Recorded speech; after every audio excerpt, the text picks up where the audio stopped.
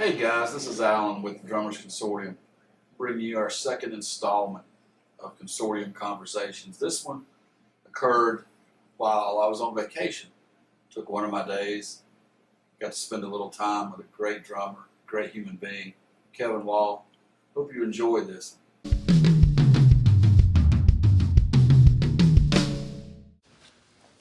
Hey guys, this is Alan with the Drummers Consortium. Got a very special episode for you today. A lot of you watching now remember this guy. You recognize this guy right here. This is Kelen Heller. Man, thank you so much for being a part of this, bro. Thank you for having me, Alan. Man, it's such an honor to see you again, and to for anybody that cares, I'm grateful, man. Awesome. I know it's been a lot of years, and it's just so cool to hang out with you again for a little bit and talk, especially talk drums, because I had the pleasure and the honor of not only opening for your band at one time up in Hickory, and but becoming friends with you and being able to watch you perform live, which was a real treat for me. Thank you, Alan. I'm not the biggest fan of my playing live or any time. So anytime, you can touch somebody, it's a supernatural feeling. Thank you, man. I appreciate it. You're quite welcome. Shout out to Chip. Look who I'm hanging out with today, big boy. My man, how you doing, buddy?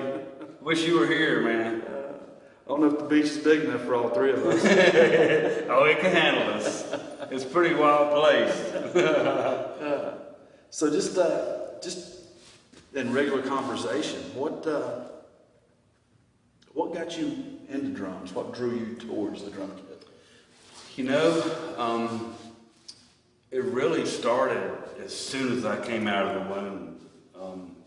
My mom's brother, my Uncle Glenn, he was always 10 years older than me, so he had the room with the posters and the records, and he had played a Les Paul, and he would be in the bands, and we'd go watch the band play. And I mean, this is when I was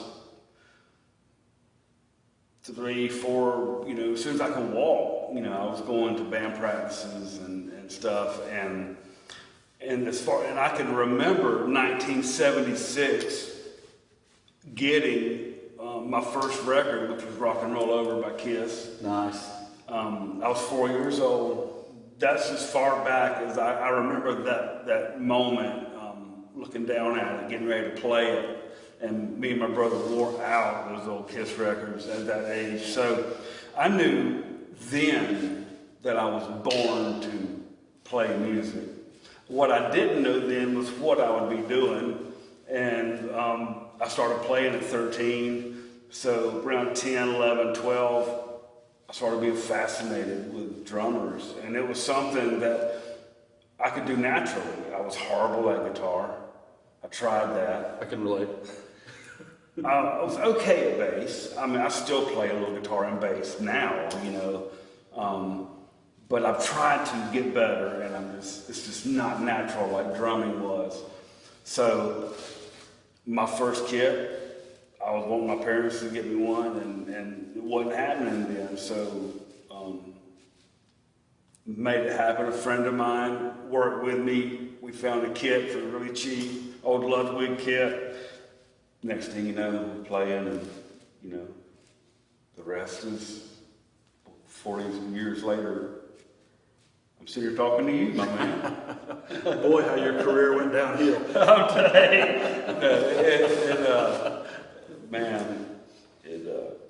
I don't even really consider it a career, because I was just blessed to be able to do something that I vibrate with on a supernatural level. Right. Like the kinetic energy in music, and sharing the stage with people night after night for 10 years. Just the relationships y'all build, beyond words, man. It's just that kind of stuff is what it's really about, deeper than the physical. Agreed. It's something you touched on.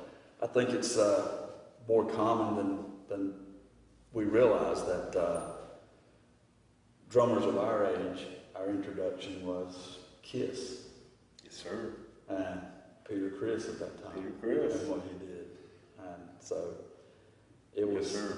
that was my introduction to music or to drums was Peter Chris. Mine too. That was the first memories I have of a band. It's Kiss. Yeah. Yeah, Peter Chris. Still love him. Have his book. You know, would love to meet him, but you know, they're also, Kiss is so weird. It's a whole different element there. Weird dudes, man. All of them. It's a whole different element. Well, that's awesome. Yes, I think we all share the same in a lot of ways, that getting into it and getting into that music and then just going down that rabbit hole to so many different styles. There wasn't a better time. You know, we're so fortunate, Agreed. Alan, that we got to come up with the drummers we did when drumming was of course, drumming's gotten so sick, these days with these guys. You see the video clips of a guy, you'll never, you might know his name one day, but, and he is just sick, So people are getting sicker than ever with their skill and where it's evolving to, but we got to come up in its purest form, man, when it was wild and free, before laying the foundation of being wild and free, so I wouldn't trade it. No. I wouldn't trade it when we came up for any other era ever. No, I have to agree, because I couldn't imagine, and the one thing I always touch on is my influences being Alex Van Halen.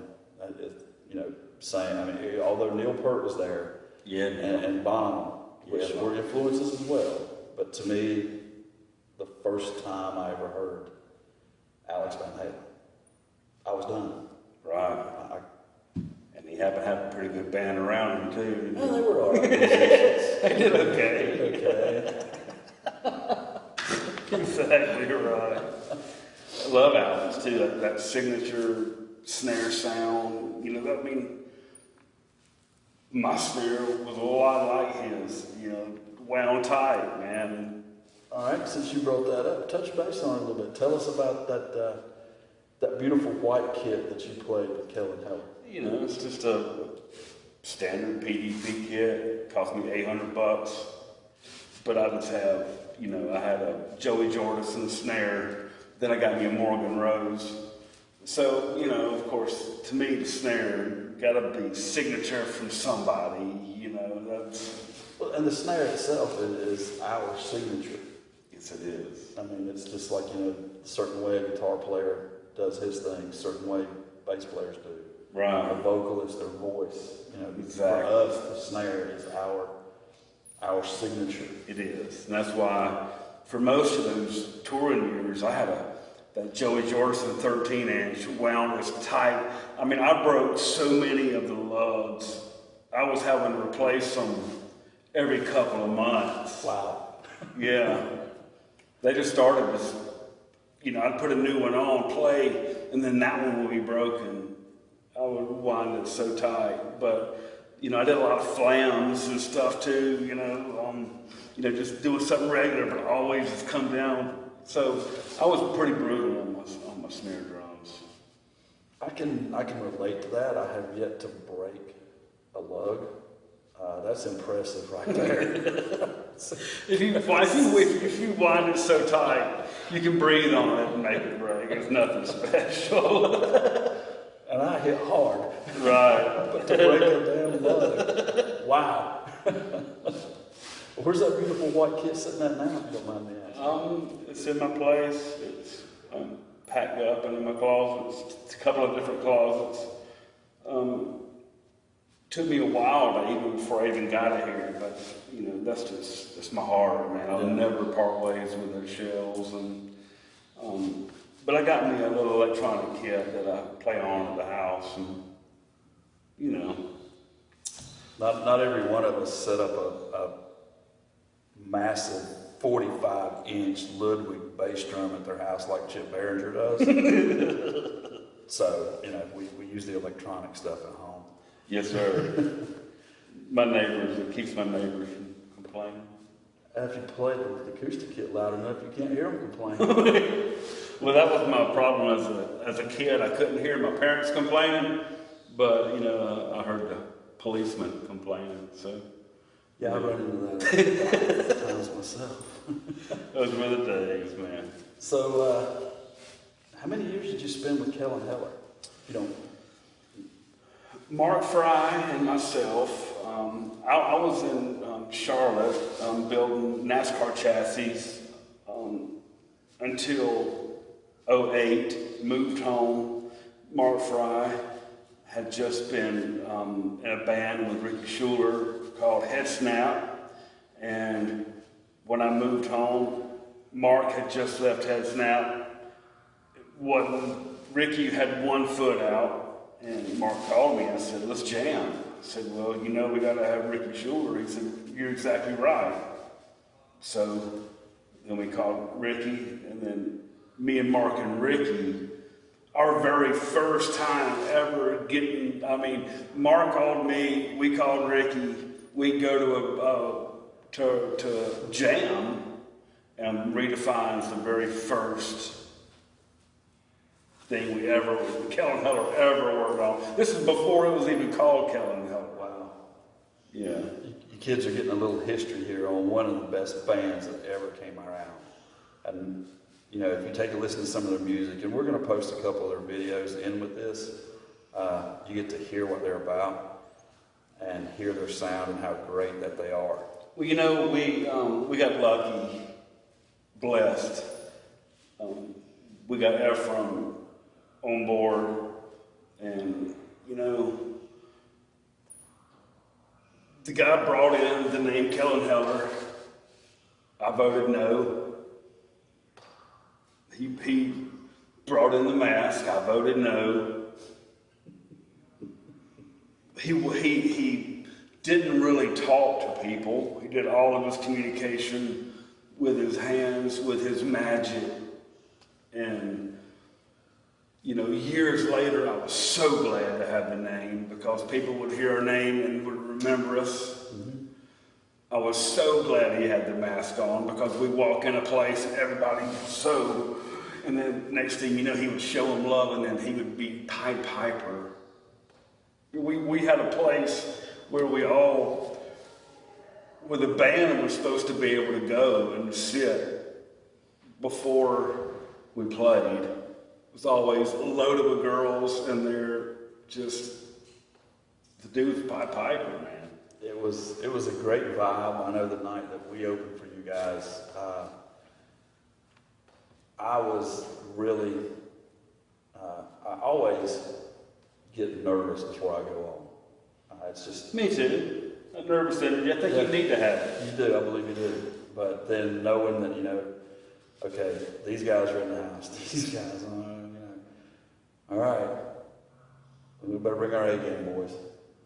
But you guys come in, you made us feel like we had known each other for years, like we had just been on tour together for months and months and months. I mean, it was a great vibe. It was a great feel. And God, I wish we could have done it 1,000 more times. Right. I really do. That would have been nice. It would have been nice. Just love people. Love people, man. It's that easy. Yeah. And we're actually doing this interview today in Kevin's dojo. And one of the things when we were discussing is I wanted to ask him, because he did mention that he was using the electronic kit at home to get back into drumming. And we're going to backtrack on that in a minute. Doing the martial arts, being involved in that, how has that helped you from a mental state or a musical state, or, you know, keeping yourself fit for what a drum actually does? Well, martial arts, I feel, has saved my life, because, you know, the baby steps, the non-instant gratification of it all, and, you know, being 51 years old and starting this journey, you know, sort of late, you know, I'm not 20 anymore, but man, 5 months in, and I'm transforming mentally and physically. Mentally, I mean, you get here and have to spar with a black belt Marine, you know, who's taking it easy. I promise you, anyway. But when you're trying to get your offensive game plan on someone who can defend anything they want to, and then all the offense can, you know, it's a mental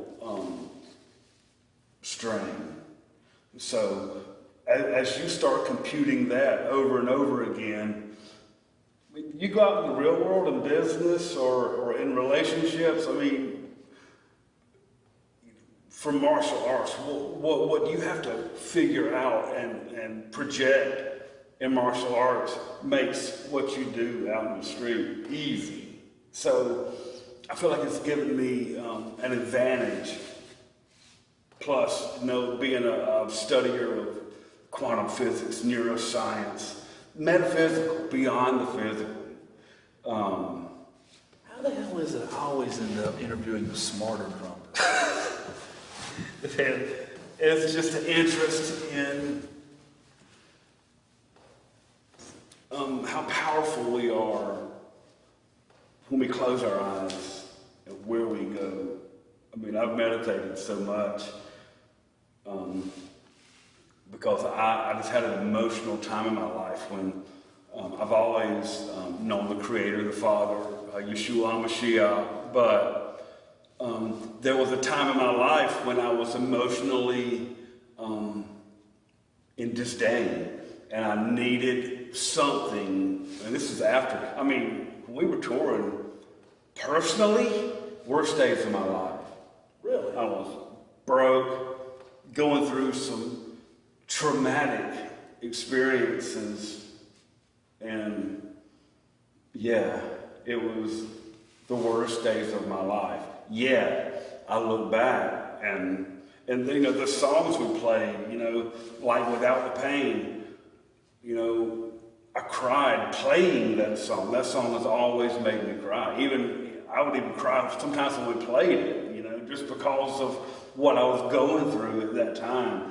So Kelen Hiller songs are a catalog of very difficult times in my life. But man, I listen to them now, and I realize through all the studying beyond the physical I've done, I've transformed, and it's an amazing journey and experience. And you know, you realize through that pain equals growth. So through that pain and having to be a single dad, going out all the time, you know, it got to where in 2018 we were going to be on the road the whole freaking year, and I was like, I can't do it. We were booked into Rocklahoma. I mean, it was starting to really progress, but we were having, you know, there was some internal things going on. You know how it is. I mean, don't let anybody fool you. All bands have that. I mean, it doesn't matter what kind of level of success you got. I mean, Right. It seems like the more success you have, it tends to sometimes magnify that. Right. And our little bit of success, it was very little, but it really showed me, you know, like, I'm so blessed I got that experience, because when it was done, you know, I don't look back now and say, what if? You know, what if I just would have tried? I got to a certain place, and I was like, I'm done. I've seen enough of this road music stuff. You know, I certainly want to play again. Saw a band yesterday. I wish I could remember their name. I'd say it right here. These guys are worthy, man. They had a kick ass black guy on the drums, man. This dude, you know, he's like these new church style drummers, you know, just off the chain with just the way his thinking. Great band, and they had a vocalist, a husband and wife with like a Louisiana Cajun blues, other from Columbia, from right down the road. But they had Louisiana style dirty blues, and the way they sang together, and they had sax and a trumpet, and they made me cry a few times. They were so good. Something about bringing the horns into it, just that takes it to a different level. It does. It really does. Or I mean, for me, I think that it does. But you touch base on being out on the road quite often, and how your schedule had looked like it was going to be a solid year. But have a little bit of fun. You don't have to name names or anything like that, but because we like to use this as a fun and teaching tool. Right. What was your worst gig ever? Personally, from a drumming standpoint. I don't remember where we were, but it was like 2014. It was our first time doing this, and I mean, we were all over. I mean, Detroit, Chicago, Ohio, Pennsylvania, Virginia. We were, just all over the Northeast, and ended up in the West. But we played this little place. I don't even know the name. I really haven't thought of it since that night. No, you kind of want to block certain things out. Yes, but the stage was so small we didn't even use it, and they didn't even have mics for the drums. And you being a drummer, all you drummers out there, you play a show and there's no mics for the drums, man, come on, man. Ooh. That was my worst show. And I have a bunch of bad ones because I'm such a perfectionist. I was never happy.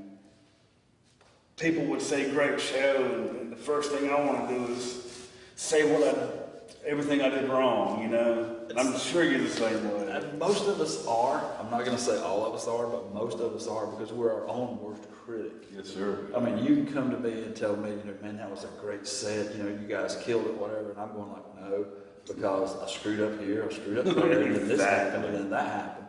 And it's tough to take the accolades.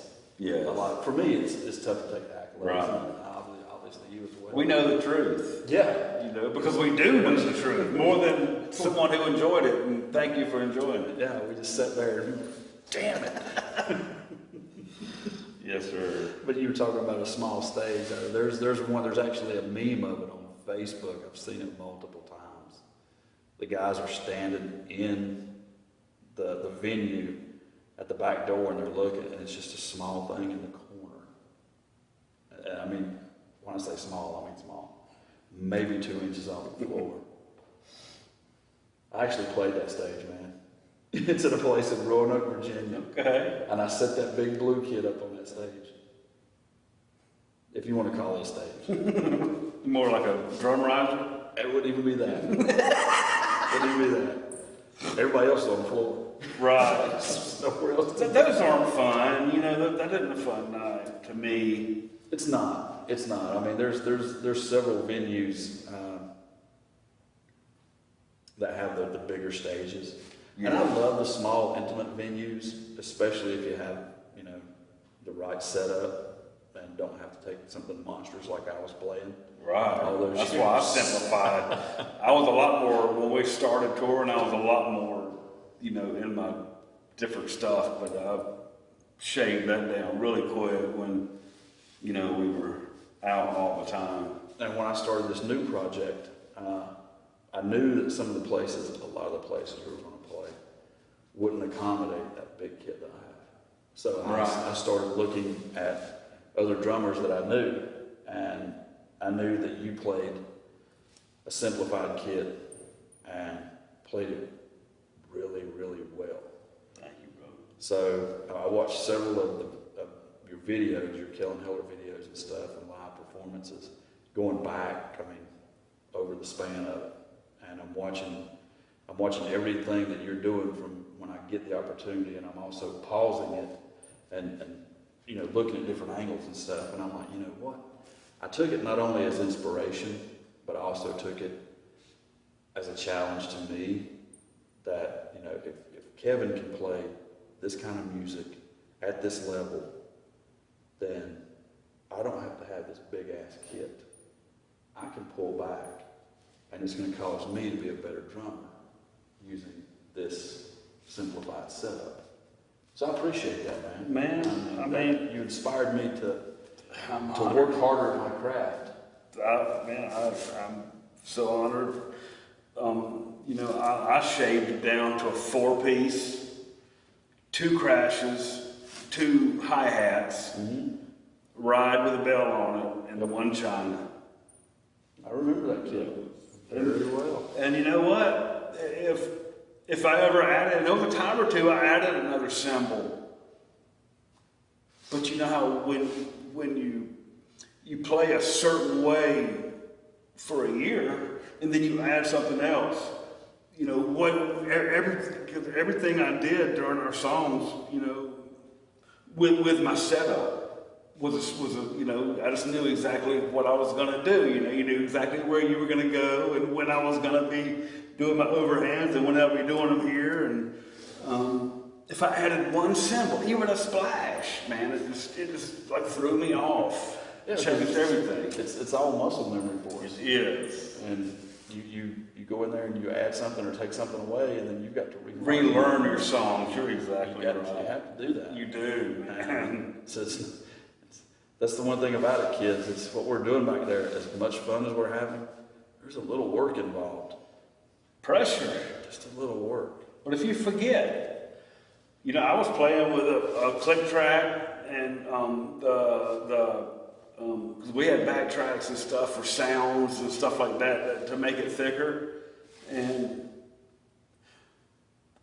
there were times when, I had an issue. Like if I was sweating and my ear was coming out, and I had to get that back in my ear. And if it was between a song, well, if it gets counted in, because my ear would tell me when we were starting the song. So there's a lot that can go wrong, and that you fought with all the time. So even whenever I'm standing there, we were all having fun. As soon as I put them ear things in, I was like, "Please, Lord, don't let there be a power issue or And some of the biggest stages outside, opening up for Jackal, tons of people, and it was outside. And before one of the songs, I counted it in. Mark didn't hear me because it was just, you know how it is outside. Everything's not as crisp. You can lose stuff in the air, He didn't hear me counting in, and, we about had a train wreck, but we didn't because he, being the professional that he was a professional from his feet to the top of his head all day long. Not replaceable. When he left, we tried to replace Mark Fry, but he could not be replaced. So we said, you know what? Since he's irreplaceable, we'll just do it with 4. That's high praise there. And Mark's just as good of a friend as he is a musician too. He's family. He's phenomenal. Yeah. I mean, the whole band was. The first time I ever heard you guys. We were family. I was like, man, that is one of the tightest bands I've heard in a long time. And Schuler's voice is just... Tell you what. Wow. Yeah. Wow. That's just... Wow. Dude has vibes. Yeah. He did. But you were talking about the click track and the backing tracks. I'm a few years older than you are, and I've always said I was an analog guy caught in a digital age. Right. So I have learned reluctantly and through several beatings and everything else. Floggings. Yeah. Some of them were fun. How to use click tracks, because the music that we're performing now, it being symphonic metal, right, we have that elaborate sound. Yes, sir. And then you have to know the same beat. You have to have the same speed every time. Right. And then I get it. They also decide, well, let's just throw a time change in here. Like, Thanks, well, guys. hang on, guys. That's not that easy for me. You know, and some of it I'm allowed to ad lib with and whatnot, Right. but it flows well. We work at it and we push it till, we get it the way that it's supposed to sound. Right. I'm gonna go ahead and plug my own band. We've got 3 songs coming out over the next few months. You guys really aren't ready for Lilith Rising, what we've got Right going on. for you. But you better get ready because it's coming anyway. You know it is. And, the click tracks, being resistant to that in the beginning, it's actually made me, again, these are all steps that have made me better. Again, I guess you could say I'm old and I was resistant to change. But now that I've started accepting these things, the click tracks have helped me. It will open up new rooms of control. Because the whole time I was like, no, that's going to make me a machine. I'm not going to have any fun. I'm just going to be sitting there. It became part of the band to me. Yeah. To me, it was me, and it was what I was hearing in my ears. I could barely, if ever, hear my guys. My band was in my ears, believe it or not. And the click track was my bandmate. We were soulmates, man. Yeah, exactly. And you going back again, you don't realize the influence I've had on a lot of us other drummers. And I advise some of you younger drummers, your beginner drummers, to go back and look at Kevin's catalog of work. Seeing how you played, knowing that you were using a click track and how much fun you were having and stuff you were doing, that made it easier for me to back off of that resistance to the click track and accept it as you okay. Wow. You can do this. Thank you, man. No, dude, like I said, part of the stuff is to help these younger beginner drummers see what it is, what it's like, and learn from our experiences. Right. And I've always said, if you're not trying to learn something new, then what are you even bothering with it for? You either move forward or backward. You're never standing still. Exactly.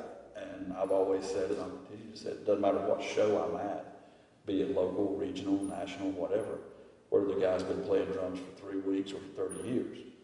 I'm going to gravitate towards where I can get the best view. So not that I'm not enjoying the music, not that I'm not enjoying the show. I want to see what this guy's doing. Right. Because from his perspective from back there, what's he doing to create this? What's he doing to create that? All this. And hopefully he's giving you inspirational nuggets, when you watch the right guy. Hopefully, vibrationally you're really digging it and inspiring you. And sometimes it doesn't happen that way, and I can say for every show that I've been at, there've been a couple. Let me back that up. There've been a couple. I've walked away being inspired by every one of the drummers. Right on. Even if we're the headlining act, I'm like, these guys are amazing. Yeah. And I tell them that. I let them know. I remember we were playing this outside gig a few years ago, and the first band up, they sat up and they got started. And I'm standing backstage left. If you're behind the stage, it's my stage left. And with another drummer, a friend of mine, he goes, we're about to have a problem. And I'm like, what's up? He goes, check dude out. And we both looked, and all of a sudden one of the cymbals goes over. And we're like, oh, this ain't good. And we started looking. Well, instinctively, I run up there, and I'm trying to stay out of everybody's way. And I am picking his cymbal up. What he had done is he hadn't opened up his legs in his stand. He wanted to give his guys more room up front. Oh, yeah. Which I'm looking, his snare stand is the same way. Legs in, hi-hat, everything. Right. And I went ahead and just worked around his kit right there and just opened them up enough to where they're not going to fall over. Right. Yeah. Just like I told him, that, that the stage is ours. That's why we sit on the throne.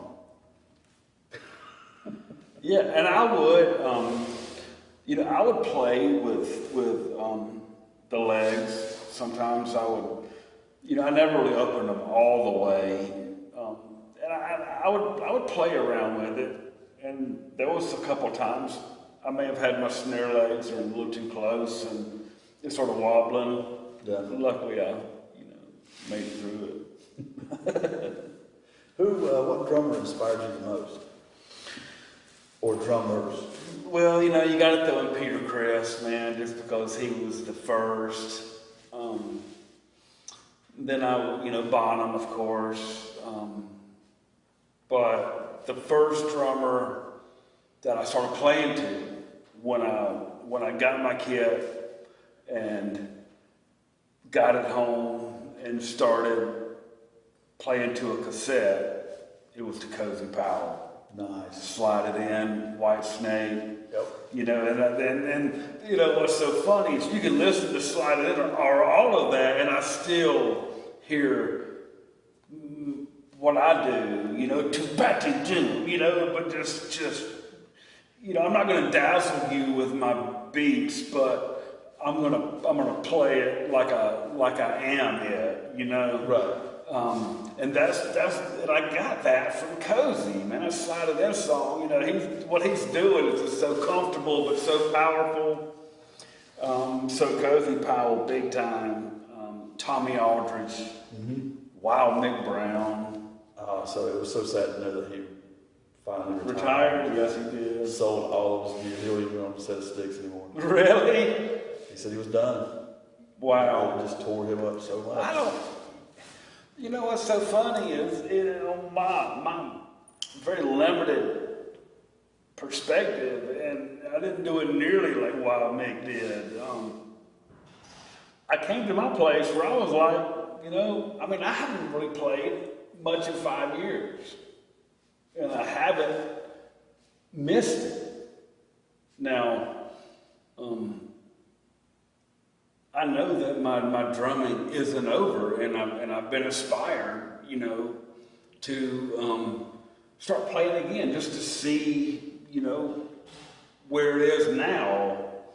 But I was so burnt out, I was so done that I moved to the beach and was like, what else in life is there? Because as far back as I can remember, the only thing that was acceptable for me in my life was pursuing music and being on the road and being in everybody's household. That was it. There was no second thing to do. There wasn't, I'm gonna try this, And if I wouldn't have had the Kelen Heller experience, I wouldn't be as content now where I am, because I'm the kind of guy, I'm a competitor, and when I want something, I go get it. Right. And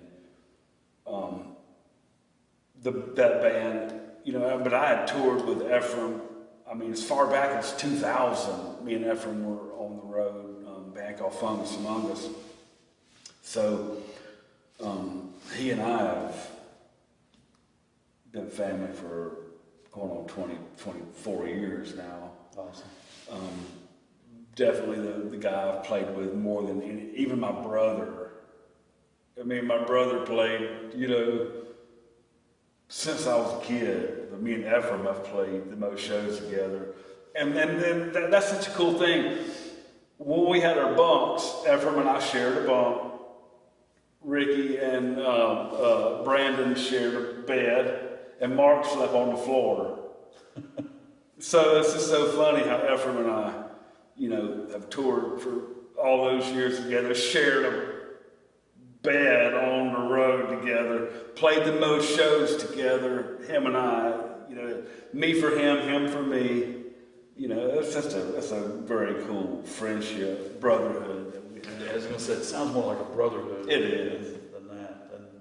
And what you touched on there was, how difficult it is, when you're, even with the level of musicianship that you guys have, how difficult it is in music nowadays. It's Very difficult. It's a tough road. If you want to do it, you've got to, like you said, you've got to commit to it. You've got to go. You kind of get after it. You can't just, hope that. Better be on the road. Yeah. If you want to make a living at it, you better get on tour. Yeah, exactly. These big bands out nowadays having to tour constantly just to try to keep Survive. their band alive. Yeah, and let's face it, they probably haven't been the best money managers, and they need a paycheck. I agree. That's a tough life when you're doing it for a paycheck. Yeah, it is. It takes all the fun out of It'll it. kill you.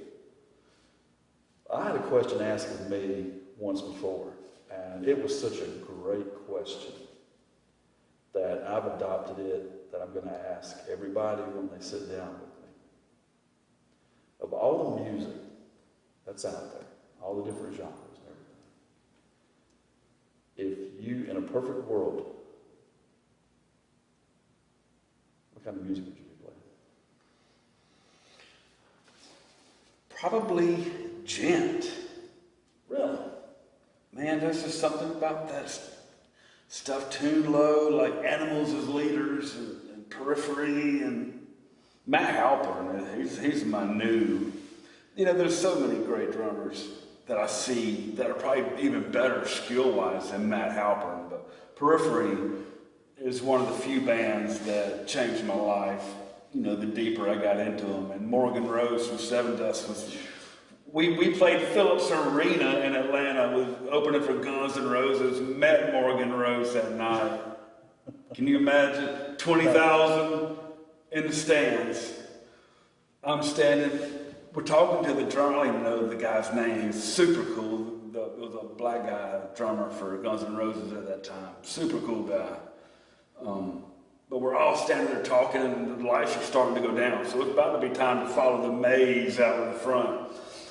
Mark talking about, there's Morgan. And I'm looking at him like, please tell me no. And it was. He came up, took pictures with us. It was so cool. After the show, when Buck Cherry's playing, Morgan's in the back talking to us the whole time. Nice. Dipping. The dude put a dip in, and I swear this is a true Morgan Rose story. He dropped the little bit of last dip he had. He got it off the ground and put it in his mouth. And that's a true story. Wow. I never thought he'd be a dipper. I didn't see him. I see him as a rock icon. Yeah. I guess rock icons can dip too. I guess you can kind of do whatever you want. Just never pictured it, Yeah, I mean, it's, the same for me. I'm nowhere near that level, but, like I've mentioned, and I always tend to go back to it, Alex Van Halen being my reason and my everything. Everybody knows the backstory with it and how difficult things were in that band and the Van Halen's attitude and stuff like that. But you got to take the good with the bad. You do. I mean, you got to take the good with the bad. Right. I mean, you just showed that, there's a side of a rock star or a drummer that we all look up to and have heard and seen, and you've taken it a step further. You've got to meet the man. Chip, aren't you jealous? We got to do a show with them too, sold out Handlebar in Greenville, and it wasn't nearly as personal as that night. Yeah. Because it's business. Right. People think you're supposed to be out like partying with these guys. No, they're on the road. They're pulling in and they're getting rest and they're eating and they're doing their rituals that they do because, they've traveled to this new place to do all this over again and to meet people. And it might be your 100th night on the road, but it's that venue's first night. Right. So everybody's in there with that first night energy. But you're carrying that 100th night energy because you've been getting your ass whipped for a couple of months. I never expected to meet, and if I did, I was just fortunate and blessed to get to do it. I don't want your autograph. I don't want a picture with you. Because we're all humans, See, give those guys their space because, they're tired and everything as well. So I loved doing shows with those guys and just watching them from afar, not even trying to even have a conversation with them because they're busy. I like to give them their space. But good stuff. That is good stuff. So, Jen, huh? That's what you'd be doing. Yeah. And I had you pegged for doing smooth jazz. You know what? I was actually thinking, like a Dave Weckl, you know, fusion jazz, progressive jazz, you know. Yeah. You know, that's sort of the same thing, honestly. You know, it's both on a, well, gent isn't as much of a skill level as jazz is, but, you know, I like when the bass drum's in that right hand and everything's tuned right, you know, Right. that lower tone. It makes it hard for the melodies, but, you know.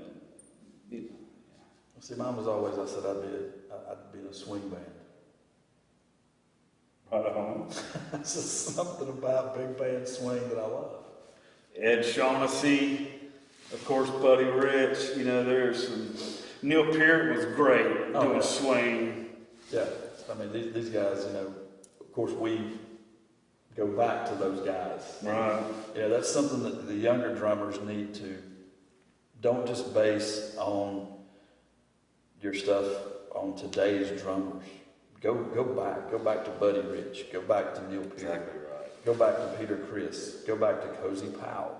Yeah. Listen to these guys and you know, really take in what they're doing, because they were laying the foundation for everything that's being done today.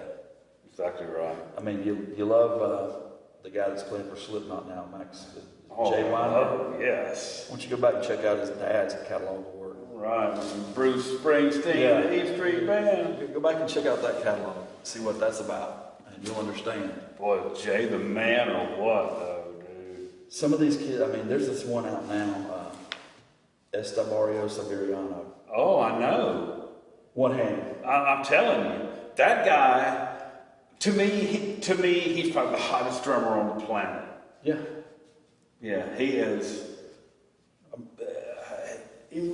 What do you say? Saying one of a kind is not even doing him justice. Yeah, I mean, what do you say? I mean, you sit there and see this guy, and then you sit there watching him go. Playing Slipknot one hand, Yeah. drinking coffee or smoking. Dragon Force with one hand. Doing gravity blasts with one hand. Just sit there and I go, want to punch him, but he has. You can tell he works out, so it might not be. He might not be too easy right there either. I'm just sitting there going, wow, how do you? It was funny. I was watching because I'm watching all of the stuff he posts. It's just amazing to me, that kind of talent. And I find that with every drummer on every skill level is what we do does take talent. You can't just get out there and, you know. Now you got to be able to surf a pocket. Yeah. And I'm watching one of his videos, and he stops and he goes, you know, if you spend less time hating and more time practicing, you can be this good as well. Or something to that effect. That's number one. Don't hate on somebody who's better than you, or they're doing something that you're not doing. You know, love people, man. Show them support.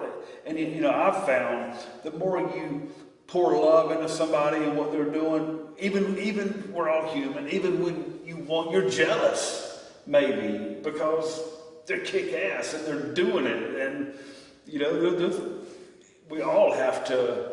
We all feel things like that. You just have to know how to observe thought, and if it's not a good thought, you know, you have to keep telling it to keep moving. But anytime I even feel like you know, you might hate on them a little bit, but it's because they're doing something you want to be doing, that's when I immediately say no, and I'm like, great job. You know, you just give them praise. Exactly. You're absolutely right. I mean, support each other, love each other. Our first initial reaction might be to hate on them because let's be honest, we might be jealous because of what they're doing. Right. But catch that. Every time if you want to hate on somebody, catch that thought, kick it to the curb, and give them the praise they deserve from your heart. That will build you, that'll edify you and make you more than you were before you did it, promise. Words of wisdom right there from Kevin Wall. So, what did I always like to ask as far as, what did you hope, not from the obvious financial and the other stuff aspect of it, what did you find most satisfying when you were, any particular show comes to mind, or overall? I mean, for me, it was the fact that my nephew took up drums because of me, much to his parents' dismay. I brought him his first drum kit. And now here's a kid that's, plays in a praise band, a church band, and another band, and writes his own drum parts. So, where everybody thinks, this right here, this kid's up here. And I mean, I could break a leg or an arm today and have to give it up forever. I inspire, although it's my nephew, which means a little bit more to me. Right. I inspired somebody to pick up the instrument. That's great. How old is he? 18 now. See, and it's becoming a lost art with these young guys. Music isn't like it was when we were coming up. Musicians everywhere. There's always guitar players and singers. So if I figured if I could be a drummer, that I could do one of the things that's hard to feel in a band. You're only as good as your drummer, right? I mean, and I know he can say that with any instrument, and rightfully so. But let's face it, I've heard of great bands with a bad drummer, and they sucked. Yeah. But and drummers there's usually 5 or 6 bands that they're in because we're so few. Right. I was in multiple bands. Meantime, one time, Kelen in a country cover band because it was paid. I'd learn 40 country songs in 2 weeks. There's nothing wrong with that. And that was fun. Yeah. Because you got to be live, at the end of songs. You can do the double as you're doing everything, and, you can. But now if you're playing a honky tonk, you got to know. The honky tonkers don't give one damn about your double bass kicking after the end of a song. So you got to know. You got to know how to play in a honky tonk, and you got to know how to play like the college scene. But it really taught me a lot about drumming.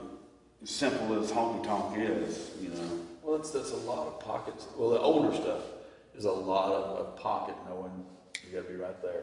Right. You got to be right there. Yeah, man. None of this, what we do and have fun with, you got to be right there. Right. If you get off pattern, if you show off a little bit, everybody will stop what they're doing and look up at you like, you're not impressing us. Yeah, exactly. So what did you find most inspiring? Self-gratifying, I should say. Doing what I was born to do. And all of those nights of practicing, all of those nights of band rehearsals and coming up through the years. I mean, I quit playing cover songs in 1989. 1990, we started writing songs and really haven't been in a cover band since. So, knowing that I was born to do it and I was doing it, I was doing what I set out to do, and be it big or small, it's relative to who you ask. But that experience was big enough to where I was like, it fulfilled my heart to where I'm not sitting here right now wishing what could have been. Right. And I'm the kind of guy that would do that. I think we all are. Yeah. To an extent. So now I can at least sit here with a full heart and say, you know what, I had a great little run. We did some pretty cool things. We have a Pandora station, it'll hand those out, that's pretty cool. Been to here to Hollywood, recorded at Paramount in Hollywood where, any great, you name any great from the past, especially Michael Jackson, to anyone that big or bigger or, recorded there, Rolling Stone. Nice. We had a crazy story happen to us when we were out there, one that for the ages, man. You know, one of those campfire, we talking about road stories, and you know, I shared that with my guys in the band, and you know, just doing what you set out to do is so fulfilling, especially when you want to do it since you could walk. Right. What, you were talking about cover bands and not playing any cover songs. So I'm gonna put you on the spot here. This is a two-question thing. One, what song do you love to play? Just, it can be a cover, it can be an original. But what song, when you sit down behind the drum kit, that you just absolutely love to cut loose on?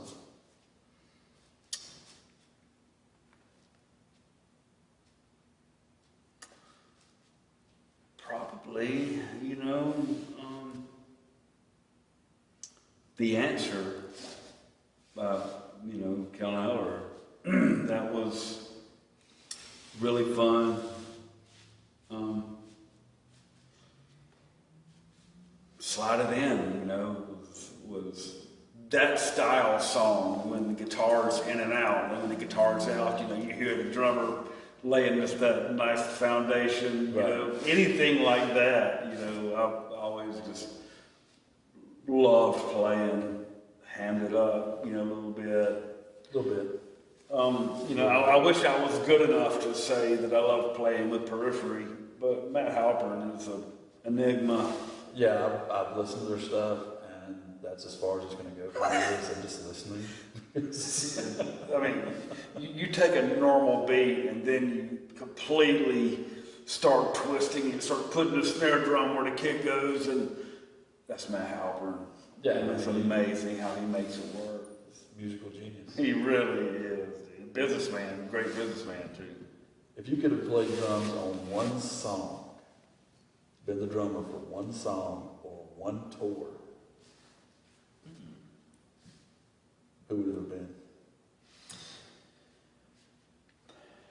I would have been Tesla, the drummer for Tesla, replacing my boy Troy Lucetta. Big shoes to fill there. That You could have is, been the one to do it. man. You could have been the one to do it. Well, he's such a huge influence of mine. I copied everything he did. You know, he's one of the Notice few. how we borrow all these ideas from Right, everybody? because they borrowed it from someone and they hand it down to us. Right. And just like we hand it down to anyone who's inspired by anything we do, we're all handing it to each other. You know, nobody created it, Right. except God. You know, after that, we all use it. Look at the blues. How many times you can't play a new blues lick that hasn't been done. Now, you might do it in a way that sounds original, Right. but it's been done. been done. So we're all just collectively finding new ways to speak our language musically, and you know, it's fun. Tasting the different soups of, you know, kinetic effort. Exactly. So you would have went out with Tesla. Tesla, yeah. Great choice. Man, I love their music. That's- He is such a smooth drummer. He really is. Really is. Plus, Frank Hannon, you know, I mean, Yeah. I'm a big Frank Hannon fan. The whole band is just. I'm telling you, really, man, really and truly. It's great. I mean, I can sit down and I work with a guy that is his absolute favorite. Anytime you walk into his office, there's Tesla playing. All right. It's just like, you're devoted, bro. I mean, as much as I love Van Halen, I got to have something different every now and again. I can't. Right. Oh, yeah. Same You gotta thing mix it over up a and little bit. Yeah. I agree. I appreciate your time with me today, and I appreciate you doing this. I appreciate it, brother. It's been so great to see you, man. Catch up It's with you. been amazing. It's been too long, man. It has, brother. God, I just seen you out on stage. Proud that you're still doing it. Saluda, all that stuff Still there. still rocking along. Still trying to leave a mark, man. Right. Trying to leave a mark and give something back. Well, keep doing what you're doing, man. I'm proud of you. You're doing it. So, you know. Thank you. And can I thank Sensei Bruce letting us use the shop here at Pawleys Island Dojo. Anybody ever in Pawleys Island, come train with us, come work out with us. We'd love to see you. Absolutely. If you could impart something on some, not only for the beginner guys, but something that, you think maybe the intermediate or upper echelon drummers have forgotten. And I ask you this because not only are you a well-read man, but you're a very intelligent man, and you see the world as it should be. Thank you. That's why I'm asking you this, because it carries weight to me. I think one thing that's gotten away, as the music has gotten more progressive and more mechanical and more digital. You're talking about analog, I'm an analog guy too, and I'm a man of the times when analog was the digital, when it was the best. And that was back when feeling, being older guys, we know the feeling shift that's taken place as music's gotten more progressive. The more progressive it's gotten, the more feeling has gone away from it. And like for me personally, I never knew how to read music. I was just a groove street player. Right off the street, you give me a groove, I'll get them sticks, and I'll sit behind that drum set, and we'll make some magic. But I won't go to write it out for you, and I won't tell you, of course 4/4, but I can tell you, I can do something out of time because I feel it, and and I can go with how I feel through it. But I can't tell you what time it's in, or of course 4/4, but who can do that? You count to 4. And it fits, then it's 4/4. But so I'm not skilled off the drum set. I'm just, I got a lot of heart, got a lot of passion, and I play with feeling. That is it right there. Feel it. I knew that you would say that. Mean it. Because to me, that's for as much technicality as some of these drummers have. And if you don't feel it, then you lose me if you're not feeling it. Well, you're not being true to yourself. Right. It's